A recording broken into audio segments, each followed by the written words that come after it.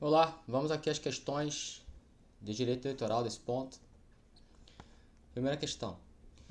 No caso de candidato falecer no terceiro mês que antecede o pleito eleitoral, a substituição do registro de sua candidatura deve ser requerida em até, olha só, falecimento, renúncia e uma causa superveniente para inelegibilidade, você quer substituir, as substituições elas são feitas até dentro de 10 dias, né? Cadê? 10 dias após o fato ou a notificação. Aqui, no caso de falecimento, 10 dias após o falecimento.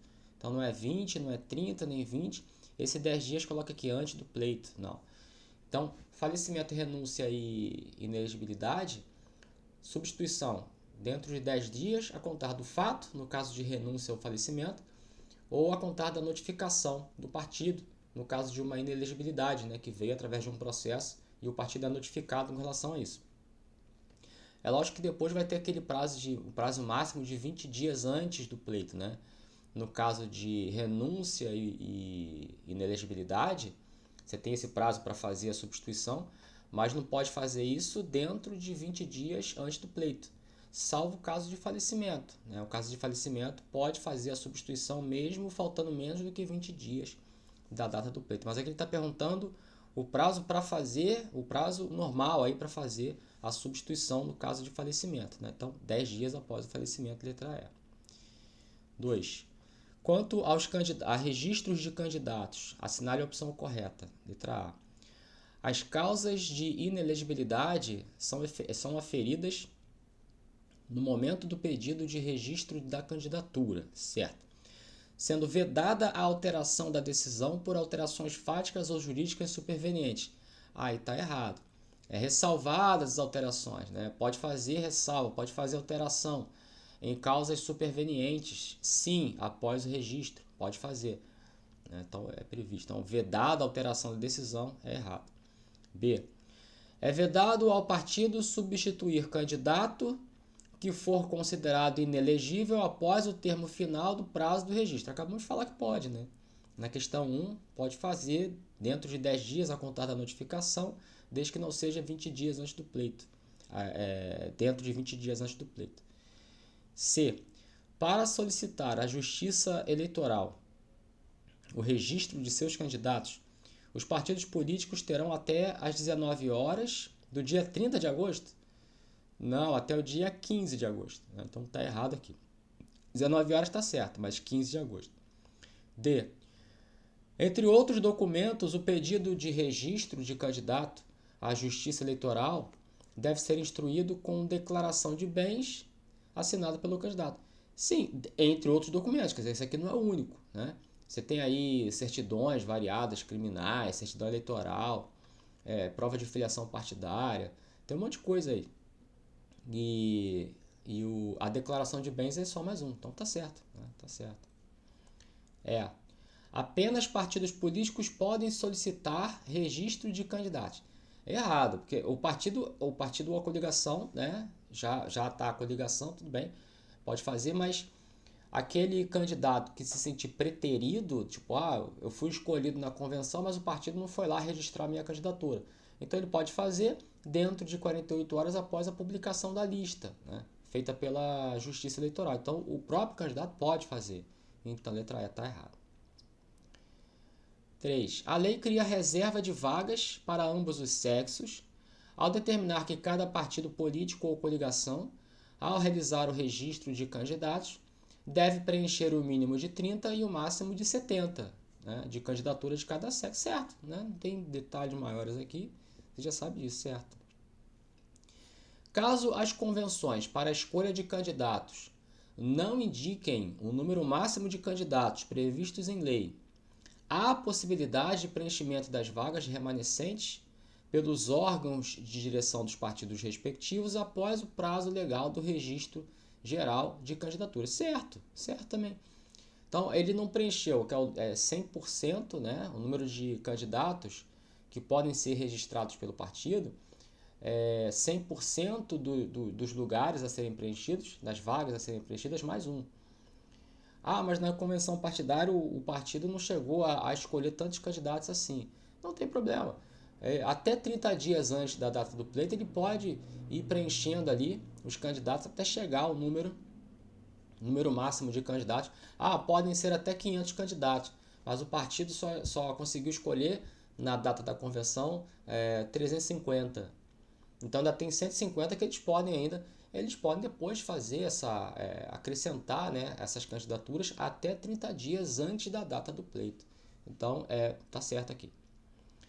5. Se o candidato que renunciou fosse da coligação, a substituição seria preferencialmente feita por um candidato do mesmo partido, salvo se este renunciar ao direito de preferência, situação em que o substituto poderá ser de qualquer partido da coligação. O candidato ao pleito majoritário, né? Tá certo. Ele não entrou nesse detalhe, mas o gabarito oficial aqui é dado como certo. Então aquela história, partido A, partido B, partido C. Eles fazem uma coligação, o candidato ao pleito majoritário é o candidato filiado ao partido C, ele vira lá o candidato da coligação, mas ele, o que ele faz? Ele renuncia, não quero. Então a substituição será pela preferência escolhida um candidato pelo partido C, dentro dessa coligação. Mas se o partido C, que tem esse direito de preferência, nesse caso, renunciar a esse direito de preferência, aí tudo bem, pode pegar candidatos, escolher candidatos do partido A ou do partido B. Os órgãos de direção ali dos partidos é que vão escolher.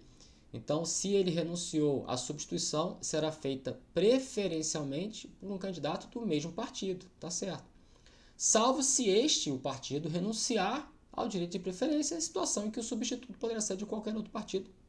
Beleza, tá simples. Tá simples a questão. A redação, tanto quanto confusa, mas a interpretação é muito simples. É isso aí.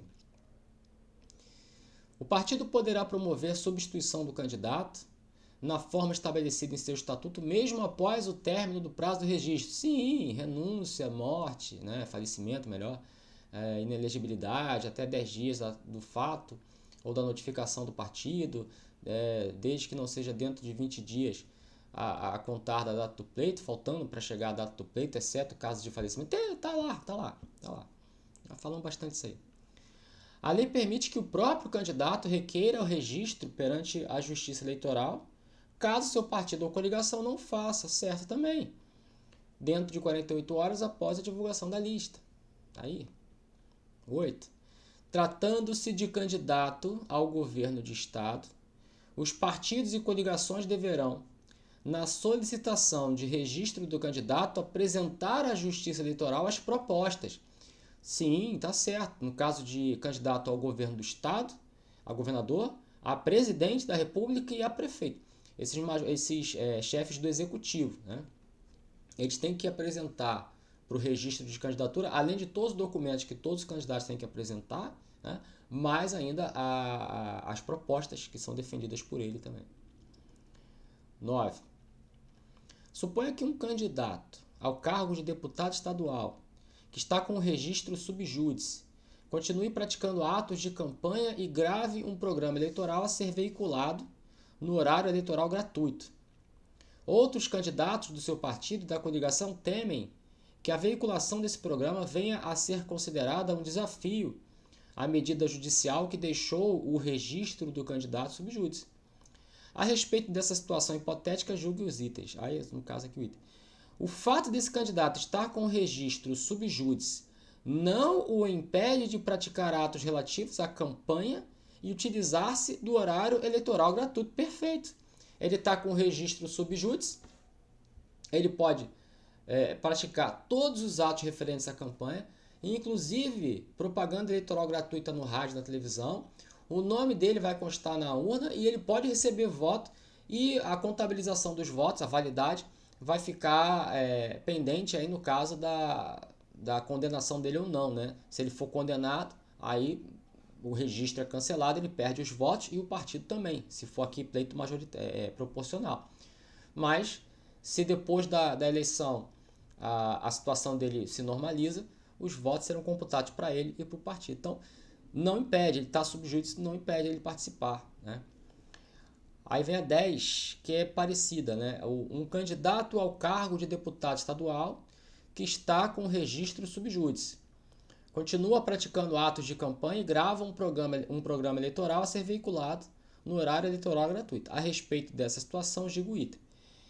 Se o registro desse candidato permanecer subjúdice no dia da eleição e o seu registro não for deferido, o cômputo dos votos será mantido em benefício do partido? Não, aí está errado. Né? Aí está errado. Ele vai concorrer ao pleito mesmo subjúdice. As pessoas podem votar nele mesmo subjúdice, sem problema. Agora, a validade dos votos vai ficar na dependência, né, da regularização do registro dele. Se a condição dele subjúdice falar, olha, você estava errado e tal, ele perde os votos e o partido também. Agora, como é o caso aqui, ele está falando, não, o registro não foi deferido, os votos serão mantidos em benefício do partido. Não, o partido também perde esses votos. Né? Também perde esses votos. Não vai computar aí como voto de legenda para o partido conseguir, para angariar ainda mais vagas, né, no parlamento. Não vai, não vai. 11. Os partidos deverão escolher os candidatos e deliberar sobre as coligações no período. Aí é o período das convenções, né? É 20 de julho a 5 de agosto do ano em que se realizarem as eleições. Aqui não tem mais o que falar. É uma questão muito corrente. Data de convenção partidária e data de registro de candidatura é uma coisa que eles sempre perguntam, tá? Independente da banca. E essas datas até alguns anos atrás, algumas eleições atrás, não agora recentemente, mas algum tempo atrás, eram outras datas, né? A data de campanha eleitoral, de propaganda eleitoral também foi alterada. Então, mais recentemente, acho que das 2 ou 3 últimas eleições para cá, que são essas datas aí, que tem concursos aí, questões de prova anteriores a essa alteração, que eram outras datas, né? Mas tá aí, 20 de julho, 5 de agosto, convenções. E o registro da candidatura até às 19 horas do dia 15 de agosto. Beleza, grava isso. É permitido ao prefeito municipal ceder imóvel de propriedade do município para a realização de convenção de partido político para a escolha de candidato à prefeitura. Parece estranho, mas não é, tá certo. Bens públicos podem ser utilizados para os partidos realizarem as suas convenções. É lógico que vai acontecer disso, de um bem público municipal, ele precisa de uma autorização do prefeito. Não é o prefeito que toma conta aqui, não é ele que está administrando aquele bem público. Então quem é que vai dar autorização? O prefeito vai ter que autorizar. Ele autoriza. Mas é a escolha de candidato à prefeitura. Ué, mas fazer o quê? Vai fazer o quê? Pode ser do candidato que ele vai apoiar ou não. Tanto faz, né? O negócio é que é propriedade do município, é um bem público. E se ele é o prefeito, é ele que está administrando, é ele que está gerindo o negócio, né? É ele que vai ter que autorizar esse negócio. Então, fazer o quê? E pode ser tanto para candidato que ele apoia, quanto para outro também. Agora, se você perceber dentro de um contexto que ele está prejudicando a oposição, aí é um problema. Mas não é isso que a questão está colocando. Ela está colocando a situação aqui fria e seca, né? Pode, beleza. 13. Acerca dos aspectos relativos aos sistemas eleitorais, é correto afirmar que, letra A, o sistema majoritário absoluto é utilizado nas eleições para deputado? Não. Majoritário absoluto é para presidente, governador e prefeito para cidades com mais de 200 mil eleitores, né? Deputado federal é proporcional. O quociente eleitoral aplicado na escolha de candidatos tanto no sistema majoritário quanto no proporcional. Não, o quociente eleitoral é para sistema proporcional, para extrair o número lá, fazer a conta, para saber quantas cadeiras aquele partido vai conseguir no parlamento. Para isso você vai utilizar o quociente eleitoral, que ele não entra em questões aqui. C. O sistema majoritário simples é usado para definir as eleições de senador, sim, e de prefeito de municípios com menos de 200 mil eleitores, sim. Majoritário simples é aquele que o mais votado entra, né? E esse aí para senador e para prefeitos candidato a prefeito de municípios com menos de 200 mil eleitores. Mais de 200 mil eleitores e presidente e governador só está eleito no primeiro turno se ele conseguir a maioria absoluta dos votos. Se ele não conseguir, né, os dois mais votados vão para o segundo turno. Por isso que é majoritário absoluto, tem que ter a maioria absoluta. O mais votado não vai entrar necessariamente agora, vai ter que participar do segundo turno com o segundo mais votado. No caso do majoritário simples, não precisa dessa maioria absoluta, basta uma maioria por qualquer número, desde que seja maior, já entra. D. O sistema proporcional é usado no caso de pleitos que exijam mais da metade dos votos válidos para a definição do candidato vencedor. Não, sistema proporcional, mais da metade é majoritário. Mais da metade dos votos válidos, majoritário absoluto ainda por cima, né? Não é proporcional, não. Proporcional tem candidato que tem mais voto que o outro e não entra, né? Entra o que tem menos voto, porque é o partido que teve cadeira lá. O sistema proporcional é adotado nas eleições do chefe do Poder Executivo Municipal. Proporcional é para o Legislativo, né? Legislativo, assim, tirando senador, né? Então tá errado, letra C. De acordo com a Constituição Federal, o sistema proporcional é utilizado. Deputado federal, proporcional. Esse aqui é majoritário absoluto, majoritário simples, majoritário absoluto. Esse aqui pode ser majoritário simples ou absoluto, depende do número de eleitores naquele município. Assinale a opção correta de acordo com a Lei 9504. Nas eleições proporcionais, são computados como válidos todos os votos registrados pelas mesas receptoras? Não. Nas eleições proporcionais, só os votos válidos, né, são computados. Voto nulo, voto em branco não é computado. Não. Então, tanto proporcional quanto majoritário. Então, está errado. Letra A. Quando eu falo todos os votos, não. Tira os votos inválidos, né? As eleições para governador, vice-governador, prefeito, vice-prefeito e vereador realizam-se simultaneamente no primeiro domingo. Simultaneamente o governador com o prefeito? Não. Simultaneamente não. Eles fazem sim no primeiro domingo de outubro do ano das eleições, mas não são simultâneos. Das eleições estaduais. As estaduais são simultâneas com a federal, né? Então tá errado. C. Nas eleições proporcionais, consideram-se válidos os votos dados a candidatos regularmente inscritos e as legendas partidárias. Sim, né? Bem falado isso aí, muito falado. Será considerado eleito o candidato a governador que obtiver a maioria absoluta de votos, computados os votos brancos. Não computados os votos brancos e nulos, né? Não computados, então está errado. Caso o candidato a prefeito desista de concorrer à eleição municipal antes do segundo turno, deverá o juiz eleitoral cancelar imediatamente o pleito, devendo convocar novas eleições? Não, se dois candidatos vão para o segundo turno e um desiste, chama o terceiro remanescente, né? E esse terceiro vai participar do segundo turno. Então, o juiz não vai cancelar a eleição para fazer outra. Não, pelo amor de Deus. Então, ficou aí. Letra C. Um abraço, tchau, tchau.